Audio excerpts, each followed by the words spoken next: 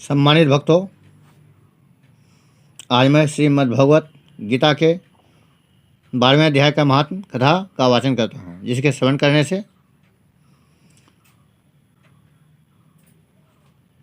सारे पातकों का स्मरण होता है और पुण्य की प्राप्ति होती है।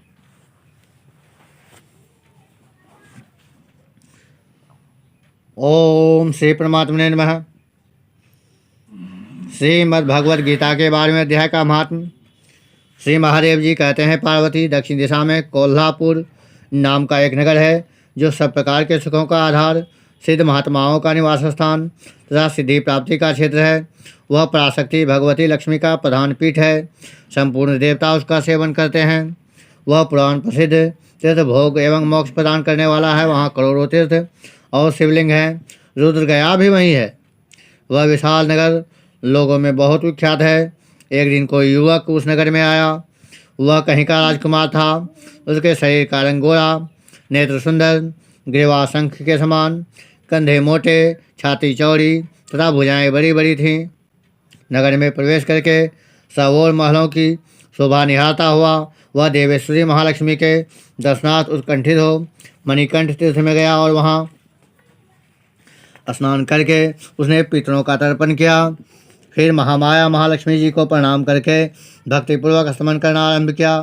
राजकुमार बोला, जिसके हृदय में असीम दया भरी हुई है, जो समस्त कामनाओं को देती तथा अपने कटाक्ष मात्र से सारे जगत की सृष्टि पालन और संहार करती है, उस जगन्माता महालक्ष्मी की जय हो।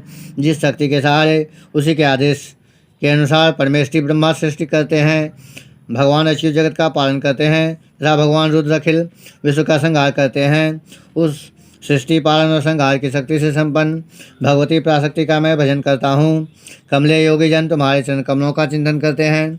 कमलाले, तुम अपनी स्वाभाविक सत्ता से ही हमारे समस्त इंद्रिय गोचर विषयों को जानती हो। तुम्ही कल्पनाओं के समूह को तथा उसका संकल्प करने वाले मन को उत्पन्न करती हो। इच्छा शक्ति, ज्ञान शक्ति और क्रिया शक्ति, ये सब तुम्हारे ही रूप हैं। तुम परासंवित परम ज्ञान रूपिणी हो।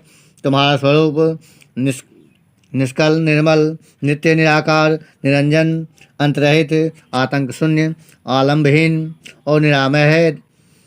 देवी, तुम्हारी महिमा का वर्णन करने में कौन समर्थ हो सकता है, जो 60 चक्रों का भेदन करके अंतःकरण के 12 स्थानों में विहार करती है। अनाहत ध्वनि, बिंदुनाद और कला, ये जिसके स्वरूप हैं, उस माता महालक्ष्मी को मैं प्रणाम करता हूँ। माता, तुम अपने मुख रूपी पूर्ण चंद्रमा से प्रकट होने वाली अमृत राशि को बहाया करती हो। तुम ही परा, पश्यंती, मध्यमा और वैखरी नामक वाणी हो। मैं तुम्हें नमस्कार करता हूँ। देवी, तुम जगत की रक्षा के लिए अनेक रूप धारण क्या करती हो। अंबिके, तुम्हें ब्राह्मी, वैष्णवी तथा माहेश्वरी शक्ति हो।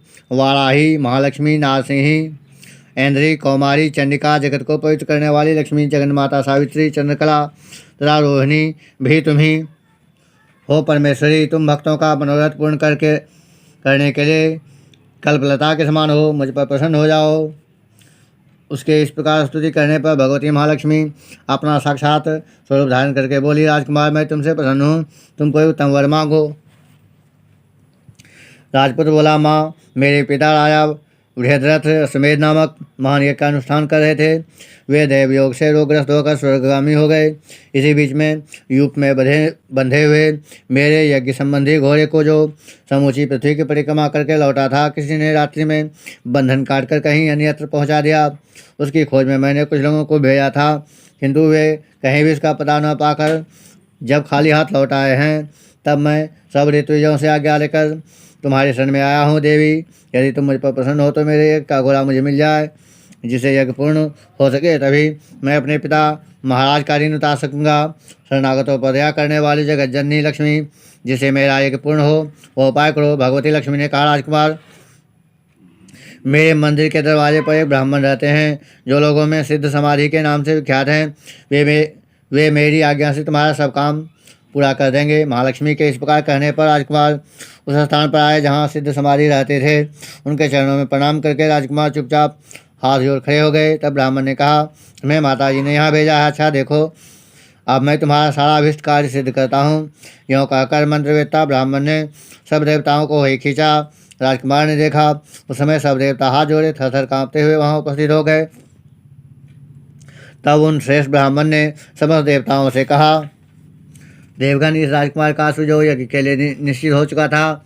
रात में देवराज इंद्र ने चुराकर अन्यत्र पहुंचा दिया है, उसे शीघ्र ले आओ। तब देवताओं ने मुनि के कहने पर यज्ञ का घोड़ा लाकर दे दिया। इसके बाद उन्होंने उन्हें जाने की आज्ञा दी। देवताओं का आकर्षण देखकर तथा खोए हुए अश्व को पाकर राजकुमार ने मुनि के चरणों में प्रणाम करके कहा, महर्षि, आपका यह सामर्थ्य आश्चर्यजनक है। आप ही ऐसा कार्य कर सकते हैं, दूसरा कोई नहीं। ब्राह्मण, मेरी प्रार्थना सुनिए। मेरे पिता राजा बृहद्रथ अश्वमेध यज्ञ का अनुष्ठान आरंभ करके दैव योग से मृत्यु को प्राप्त हो गए हैं। अभी तक उनका शरीर तपाए हुए तेल में सुखाकर मैंने रख छोड़ा है। साधु श्रेष्ठ, आप उन्हें पुनः जीवित कर दीजिए। यह कहकर महामुनि ब्राह्मण ने किंचित मुस्कुराकर कहा, चलो, जहाँ यज्ञ मंडप में तुम्हारे पिता मौजूद हैं, चलें। तब सिद्ध समाधि ने राजकुमार के साथ वहाँ जाकर जल अभिमंत्रित किया और उसे उस सब के मस्तक पर रखा। उसके रखते ही राजा सचेत होकर उठ बैठे। फिर उन्होंने ब्राह्मण को देखकर कहा, धर्मस्वरूप, आप कौन हैं? तब राजकुमार ने महाराज से पहले का सारा हाल कह सुनाया। राजा ने अपने को पुनः जीवन दान देने वाले ब्राह्मण को नमस्कार करके पूछा, ब्राह्मण, किस पुण्य से आपको यह अलौकिक शक्ति प्राप्त हुई है? उसके यों कहने पर ब्राह्मण ने मधुरवाणी में कहा, राजन, मैं प्रतिदिन आलस्य से रहित होकर गीता के 12वें अध्याय का जप करता हूँ। उसी से मुझे यह शक्ति मिली है जिससे तुम्हें जीवन प्राप्त हुआ है। यह सुनकर ब्राह्मणों सहित राजा ने उन ब्रह्मर्षि से गीता के 12वें अध्याय का अध्ययन किया। उसके महात्म्य से उन सब की सदगति हो गई। दूसरे दूसरे जीव भी उसके पास से परम मोक्ष को प्राप्त हो चुके हैं। ओम भगवान विष्णुवे नमः।